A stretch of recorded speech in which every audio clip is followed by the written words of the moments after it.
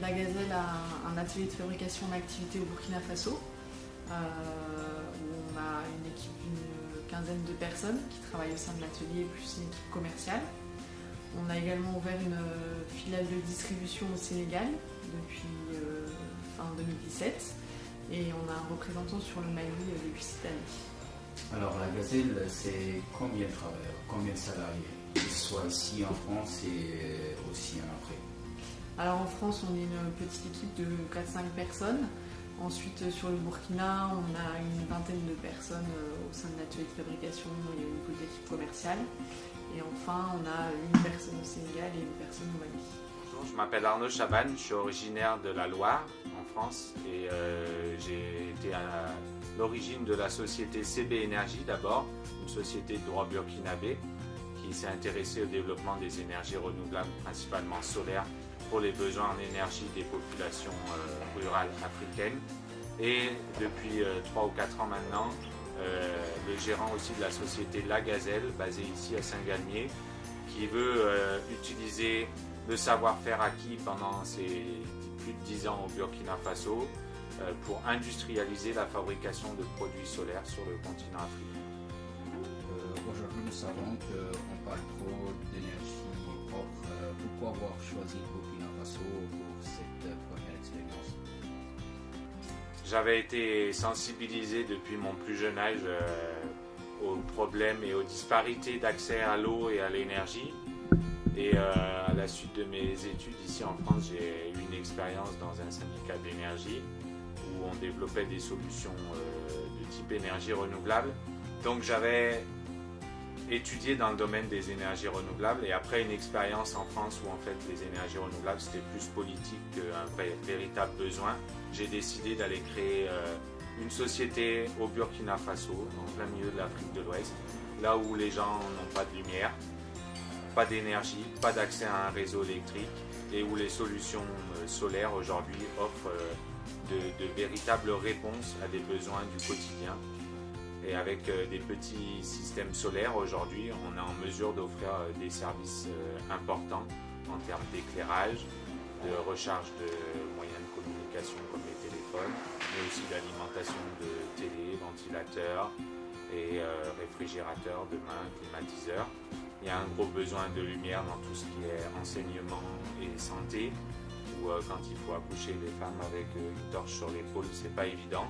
Et là aussi, des solutions comme celles qu'on a développées avec la Gazelle, des tout petits panneaux solaires et des lampes robustes, on arrive à fournir un éclairage de qualité pendant toute la nuit. Et en plus, de façon durable, c'est-à-dire que nous on garantit 2 ans nos produits, mais ils ont une durée de vie qui peut aller jusqu'à 10 ans, avec quand même le remplacement de la batterie au bout de 4 à 5 ans. On voit qu'à travers le changement climatique, des réfugiés climatiques commencent déjà à émerger, notamment il y a des îles qui ont disparu. Est-ce que ça ne serait pas aussi une idée de se dire que c'est pas forcément à travers la proximité qu'on peut faire avancer le monde? Mais le monde est devenu petit, hein, ça, on doit en être conscient et ce qui se passe d'un côté se répercute de l'autre côté, que ce soit sur l'environnement, que ce soit sur les populations, que ce soit les épidémies, etc. Donc oui, moi je suis partisan d'aller à l'essentiel et de ne pas révolutionner les choses. Donc là où il n'y a pas encore assez d'énergie, là où les gens cherchent à avoir de l'énergie, allons les accompagner pour trouver des solutions qui permettent de capter l'énergie du soleil, capter l'énergie de la pluie, des cours d'eau, pour éviter d'avoir un impact trop important sur leur environnement qui est le nôtre aussi. Voilà. Au sein de l'atelier de fabrication, on a formé une quinzaine de personnes pour la fabrication des lampes. Après, le niveau de production de l'atelier varie un petit peu en fonction des besoins du marché. Donc on peut faire travailler de 6 à 15 personnes au sein de l'atelier. Et au niveau de l'équipe commerciale au Burkina Faso, ils sont également une petite dizaine. Quel a été votre impact par rapport à l'écologie dans ce pays? L'impact, c'est c'est les solutions solaires qui vont souvent en remplacement de solutions classiques. Ça peut être de se connecter au réseau, et le réseau il est alimenté par des machines qui consomment beaucoup de gasoil et de mauvais gasoil en plus. Ou alors des groupes électrogènes qui eux aussi sont un véritable problème pour l'environnement, les consommations de carburant, mais aussi les huiles qu'on déverse un peu partout lors des entretiens. Ou de piles, quand il s'agit de lampes portatives, ça peut être des piles. Ou aussi dans ces pays, on utilise beaucoup de piles, mais il n'y a aucun moyen de les recycler, donc elles finissent dans l'environnement. On évalue à plus de 400 kg le nombre de piles économisées sur la durée de vie d'une lampe solaire. Et puis pour les systèmes plus gros qu'on a pu mettre en œuvre avec CB Énergie, les systèmes de pompage par exemple d'eau avec de l'énergie solaire, là aussi on a des conséquences importantes sur l'environnement puisqu'on économise du gasoil et on permet aux gens d'avoir une activité rémunératrice hors de la saison pluvieuse avec des solutions solaires qui leur permettent de pomper de l'eau pour arroser et faire du maraîchage. Alors la mission un peu de la Gazelle, c'est de fabriquer localement des produits verts. Donc on a commencé par des petites lampes solaires à usage individuel pour l'éclairage et la recharge de téléphone. On a élargi la gamme sur les dernières années avec des nouveaux modèles de lampes solaires, des kits solaires à usage domestique donc qui pourront alimenter des petits équipements type radio, ventilateur, télévision. On vient également de sortir une station de charge collective pour des lampes solaires. Mais demain, on peut imaginer effectivement produire tout type de produits verts, y compris par exemple des foyers améliorés. Notre mission, c'est vraiment de pouvoir fabriquer ces produits localement afin de créer de la valeur ajoutée locale. Et donc, on peut élargir la gamme à d'autres besoins, à d'autres produits dont les pays ont besoin. Il y a beaucoup de difficultés. Il y a des difficultés quand on veut travailler avec l'Afrique, vu du côté européen, occidental, où l'Afrique fait peur, où les gens doutent, où dernièrement il y a encore ces problèmes de sécurité qui se sont ajoutés. Donc tout ça fait que le climat d'une société française qui s'intéresse au marché africain est déjà compliqué. Et puis après, sur place, il y a des difficultés et ça ne manque pas.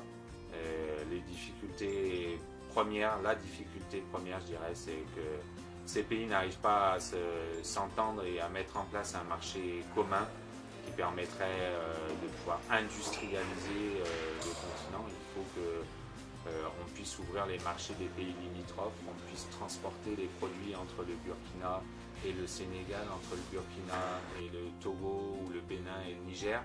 Pour le moment, il y a de grosses difficultés dans la logistique inter-africaine qui fait que les marchés sont très petits quand on s'intéresse à un marché comme celui du Burkina où le pouvoir d'achat est relativement faible. Finalement, le marché reste très faible pour une unité de production et donc il y a une nécessité d'exporter vers les pays limitrophes. Et cette exportation est très compliquée. Et puis, il y a aussi des problèmes d'ordre stabilité politique, d'ordre assurance, d'ordre connaissance aussi des autorités, des agents qui vont être en charge de nous travailler à nos côtés. Et donc, il y a besoin de former en permanence le personnel, d'amener une rigueur pour pouvoir avoir des produits garantis, certifiés et qui rentrent bien dans le cadre de la qualité qu'on s'est fixée. Donc il y a un nombre de défis très importants à relever. Les utilisateurs de nos produits constatent très rapidement qu'on propose des produits qui sont solides, qui sont robustes, qui sont durables. D'une part parce que c'est des produits en métal, donc c'est vraiment très résistant. Et d'autre part parce qu'on est présent sur place, donc on est en mesure d'apporter une qualité de service avec un service après-vente. Donc l'utilisateur, il peut acheter son produit sans risque, il sait que la Gazelle est toujours là s'il y a un problème. Nos produits sont garantis 2 ans et on est en mesure de faire des réparations, même au-delà de la période de garantie. Donc tout ça, ça crée une confiance et les utilisateurs ont vraiment confiance dans la Gazelle et reconnaissent que ce sont des produits de qualité. Croyez-vous qu'aujourd'hui l'Afrique est une zone d'expérience ou d'expérimentation pour éventuellement trouver une solution dans le cadre des énergies propres? Je crois que c'est une réalité déjà en fait. Dieu merci, on a déjà dépassé le stade où on se dit l'énergie solaire, c'est à la vogue, c'est à la mode, etc.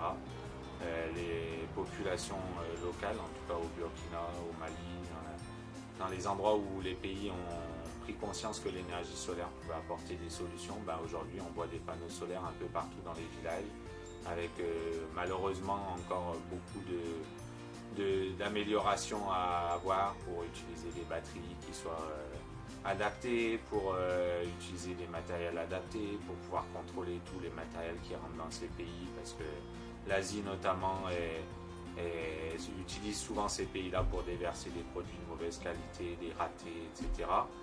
Donc, mais c'est déjà une réalité pour moi.